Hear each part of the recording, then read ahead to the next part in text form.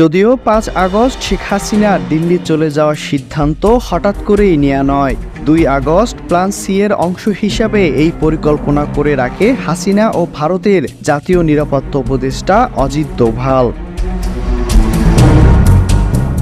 ভারতের পরবর্তী পরিকল্পনা কি হতে পারে তা নিয়ে গেল এক সপ্তাহ ধরে অনুসন্ধান করেছে দ্য মিরর এশিয়া। সম্প্রতি হাসিনাকে সাউথ দিল্লির একটি সরকারি আবাসিকে স্থানান্তরিত করা হয়েছে। তবে অন্য একটি সূত্র বলছে হাসিনা বর্তমানে ভারতের অভ্যন্তরীণ গোয়েন্দা সংস্থা ইন্টেলিজেন্স ব্যুরোর সুরক্ষিত একটি ভবনে থাকছেন।